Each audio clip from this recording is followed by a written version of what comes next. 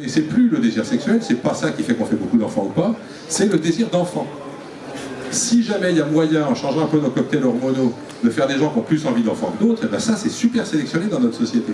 Donc on a changé les règles du jeu, c'est vrai que c'est plus les mêmes choses qui sont sélectionnées, mais il y a toujours des trucs qui sont sélectionnés. Donc c'est ça qu'il faut bien comprendre. Il y a la sélection, de toute façon, si tous les individus ne sont pas semblables et qu'il y a des différences génétiques qui peuvent influencer les différences comportementales, il y aura toujours de la sélection dessus, on n'y peut rien, même si c'est désagréable. Et après, évidemment, on peut toujours dire que tout est dans tout, et réciproquement, et que du coup, ben voilà, il n'y a pas de raison d'hierarchiser les choses. Moi, je veux bien. Seulement, quand j'étudie, moi, la façon dont évoluent les formes vivantes, je constate que si je veux comprendre ce qui se passe, je dois comprendre à qui profitent les effets de ce qui se passe. Si jamais j'essaye de comprendre le comportement d'une fourmi, je ne peux pas me demander qu'est-ce qui est bien pour la fourmi. Parce que la fourmi, de toute façon, elle va mourir. Mais pour un humain, c'est la même chose. La seule chose qui sera transmise dans le temps, la seule chose qui sera sélectionnée, c'est les informations génétiques et éventuellement épigénétiques qu'elle aura transmises. Donc c'est bien ça qui va être le résultat de la sélection. Même s'il y a plein de rouages hormonaux, machin, bazar, etc., ce qui, in fine, va être filtré par la sélection naturelle, c'est la reproduction des gènes. Donc, bien sûr que tout ça interagit et que les gènes interagissent avec tout un système biologique compliqué, mais tout compte fait, la sanction finale, ça sera quels sont les gènes qui se reproduisent le plus et quels sont les gènes qui sont éliminés parce qu'ils se reproduisent moins. Et ça, on n'y peut rien, il y a peut-être plein de rouages, mais celui-là, c'est celui qui se transmet à la génération d'après, et du coup, c'est celui qui va être le vrai critère. Si on ne comprend pas ça, on ne comprend pas pourquoi, par exemple, nos gènes nous programment pour être mortels. Ils auraient dû nous faire immortels, ces cons-là, quand même, ça aurait été vachement mieux, on les aurait mieux reproduits, mais pas du tout, hein. Pour comprendre le fait que certains organismes d'ailleurs meurent très jeunes et que d'autres meurent plus vieux, etc., maintenant on a des tas de modèles qui marchent super bien, à condition de considérer que notre corps est ce qu'on a appelé un soma jetable. Vous voyez, vous utilisez, je parie que la plupart d'entre vous utilisent des stylos jetables. Qui est-ce qui utilise encore les vieux stylos encre dont on change les plumes et tout? C'est terminé ça, on jette quand ça marche plus. C'est ça le plus efficace. Et bien les gènes, ils ont fait pareil avec nous. Ils ont fabriqué des machins qui crachent bien pendant un moment, puis qui après meurent. Et c'est ça qui va être le plus efficace pour leur reproduction. C'est un peu triste pour nous, mais c'est comme ça. Voilà, donc je veux bien qu'on complexifie les choses et qu'on rajoute effectivement alors ce qu'on appelait de l'ADN égoïste, hein, les transposons, donc des formes d'informations génétiques qui se reproduisent pour elles-mêmes et même pas en fabriquant un organisme, en parasitant les organismes des autres. Il y a plein de choses intéressantes à dire là-dessus, mais je voudrais quand même l'idée du gène égoïste, l'idée forte, c'est que ce qui sera transmis dans le futur, c'est exclusivement l'information génétique. Les organismes vont tous disparaître. Et tout ce qui restera d'eux, c'est l'information qu'ils auront transmise. Gérard Klein. Un petit peu en complément et dans la foulée de ce qu'a dit notre ami Bouillon, je voudrais quand même dire que l'épigénétique sérieuse, c'est aussi rigoureux que la génétique. Et c'est aussi contraignant. Ça ne donne aucune espèce de liberté sociale. Donc je ne vois pas pourquoi ça serait plutôt de gauche que...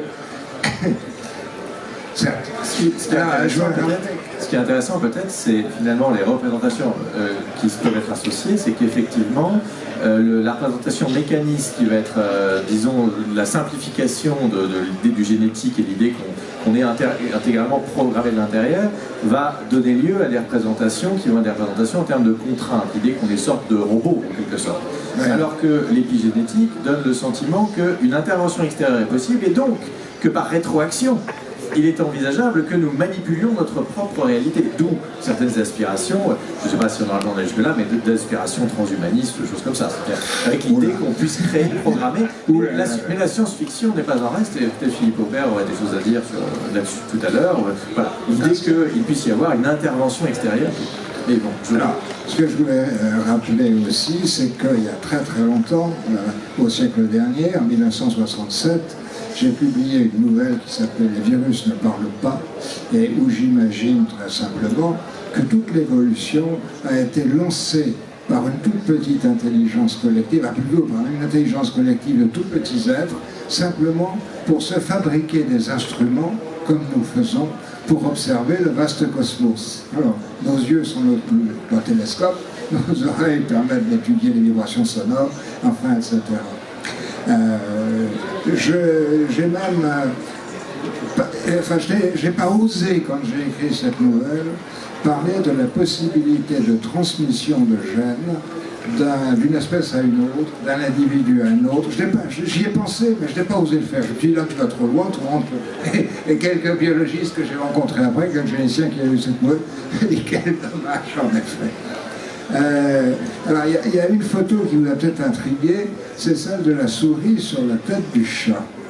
Et ça, c'est très intéressant pour notre sujet, parce que si cette souris est sur la tête du chat, c'est pas uniquement pour que la photo circule sur Internet, c'est probablement parce qu'il a été victime d'un parasite. Il y a un parasite qui fait que l'aversion naturelle des souris pour les chats disparaisse. Pourquoi ce parasite fait ça? Parce qu'il a besoin pour se reproduire d'être avalé par un chat, et c'est dans, enfin je ne connais pas les détails, mais enfin, en gros c'est dans le système digestif du chat que sa reproduction se produit. Ensuite il passe dans les fesses, et puis il essaye de contaminer des souris, et le cercle se reproduit. Donc là il y a une interaction entre parasites et deux espèces qui est, c'est pas un cas particulier, il y en a bien d'autres, qui me semble très intéressant pour notre histoire. Non, c'est juste pour dire que le parasite en question, c'est la toxoplasmose que toutes les femmes enceintes connaissent bien, malheureusement, puisqu'il faut se faire passer. Et effectivement, il y a d'autres exemples, et dans les images qui circulaient, je crois qu'il y avait aussi la fourmi, justement, on a beaucoup parlé de fourmi, mais la fourmi qui peut être parasitée. Oui, il y a des fourmis qui sont parasitées par un parasite qui a besoin de passer dans un mouton. Et donc, quand la fourmi est infestée par ce parasite, le génome du parasite émet des substances qui agissent sur le cerveau de la fourmi, et au lieu d'aller sur le sol, elle se fout tout en haut des herbes, et elle reste là à attendre de se faire manger par un mouton. Il y a aussi d'autres trucs qui sont dans un insecte et qui ont besoin de passer par un poisson, et des insectes qui stupiquement se jettent à l'eau et puis se mettent à s'agiter à la surface de l'eau jusqu'à ce qu'un poisson les mange. Enfin bref, la manipulation des comportements animaux par des parasites est effectivement quelque chose de très courant. Et justement, donc ça nous ramène à une question qui a déjà été un peu évoquée, c'est la question du libre arbitre, finalement. C'est-à-dire que dans la peur, une des peurs associées à la représentation du gène égoïste, l'idée qu'on soit en quelque sorte simplement les machines de nos gènes, une espèce de Goldorak géant qui transporte le petit Actarus génomique, eh bien, dans cette représentation-là, il y a justement cette perte de libre arbitre, l'idée qu'il y a un déplacement du libre arbitre. Et il me semble que la science-fiction, de diverses manières, a exploré ces questions, que ce soit effectivement la métaquine, que ce soit les individus qui sont créés dans le jeu du démiurge par justement le démiurge. Je ne sais pas si vous voulez développer cette idée du libre arbitre en lien avec vos propres représentations. Alors, effectivement, dans les représentations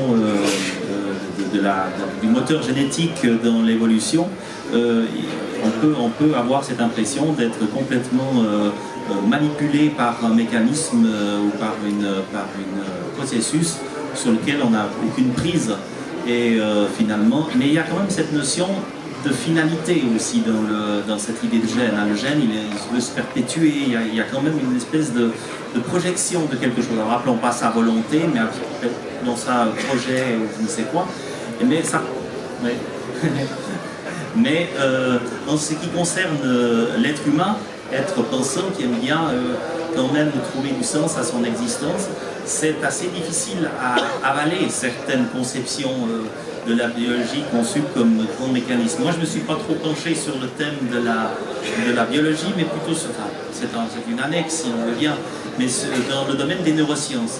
Les neurosciences ont quelque chose si on lit certains auteurs de neurosciences comme Pierre Changeux ou des gens comme ça, on a quand même une notion où le libre arbitre n'a pas plus beaucoup de place dans le comportement. Et en tant qu'auteur de science-fiction, en tant que finalement à la recherche d'un certain sens de l'existence à travers des personnages, à travers des intrigues, il y a aussi, par l'imagination, par la créativité, oui, peut-être la projection aussi de certaines perspectives scientifiques ou leur interprétation qui vaut ce qu'elle vaut, il y a la recherche d'autres niveaux d'explication, d'autres dimensions, d'autres niveaux d'organisation qui pourraient peut-être réintroduire une notion de libre arbitre qui pourrait peut-être nous positionner par rapport à certaines positions peut-être un peu arrêtées, ou simplement poser des questions. Poser est-ce que